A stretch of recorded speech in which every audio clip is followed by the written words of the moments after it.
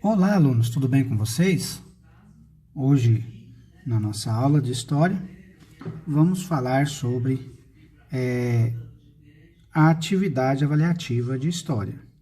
Então, vou passar para vocês aqui algumas orientações de como resolver, né, essa atividade avaliativa.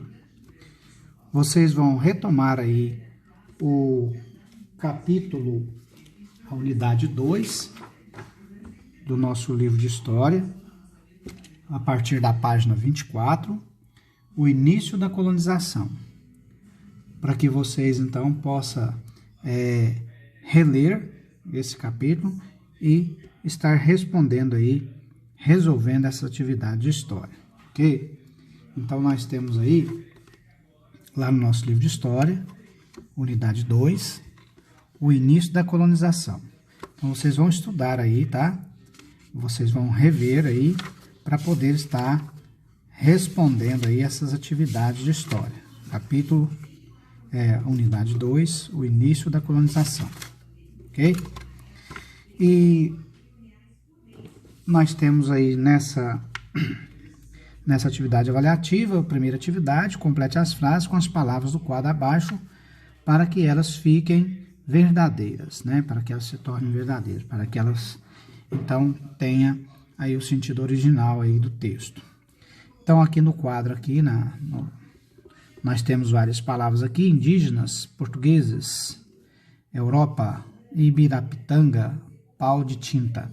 Então, nós temos essas palavras aqui, e vocês vão completar as frases com uma dessas palavras aí, que se torne a frase mais adequada, certo? A frase correta. Na questão número 2, nós temos aqui, vocês vão marcar com X a questão aqui que corresponde à frase seguinte, né? O sistema de troca de produtos, ou seja, pentes, machados, facas, espelhos, dos portugueses, por mão de obra, ou seja, trabalho feitos pelos indígenas é chamado de escambo, escravidão, comércio ou mucambo. Então, aqui o sistema de troca. Então, naquela época, né, quando os portugueses chegaram aqui, os portugueses começaram a fazer um tipo de troca de produtos, né, que eles tinham por uma mão de obra dos indígenas. Essa troca de trabalho, né, por produtos que os portugueses davam a esses indígenas para fazer esse trabalho, era chamado de quê? Ele tinha um nome, esse tipo de troca, certo? E aí vocês vão verificar, releia o texto, como eu disse para vocês, e verifique qual é, então, a questão que completa, então, essa atividade aqui de troca de produtos aí entre os portugueses e os indígenas, tá certo? Na questão número 3, os objetivos dos padres jesuítas quando vieram para o Brasil em 1549 era, aí nós temos aqui algumas alternativas, letra A, B, C e D. O objetivo deles era catequizar os africanos, catequizar e ensinar a doutrina católica para os indígenas, catequizar e ensinar a doutrina cristã para os espanhóis, catequizar os holandeses que estavam invadindo a costa brasileira. Qual seria a alternativa aí que completa essa afirmação, né? Qual era o objetivo dos padres jesuítas aqui no Brasil durante esse período, né? Na questão número 4, relacione as palavras abaixo a cada frase, tornando-as verdadeiras. Então, nós temos aí as palavras indígenas, né, francesas, portuguesas e jesuítas. Vocês vão colocar aí, observe que nós temos letra A, B, C e D.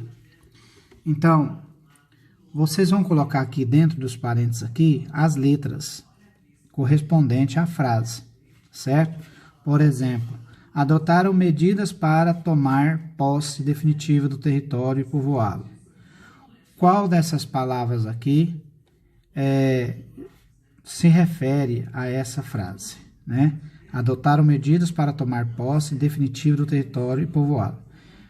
Aqui vocês acharem aqui, vocês vão colocar a letra aqui. Se vocês acharem que é a letra A, coloca a letra A. Se achar que é a letra B, coloca a letra B. Ou não, eu acho que é a letra C, você coloca a letra C. Ou se você achar que é a letra D, coloca a letra D, né? Jesuítas aqui. Então, vocês vão se informar sobre isso aí, né? Retomando a nossa unidade aí, nosso capítulo, né?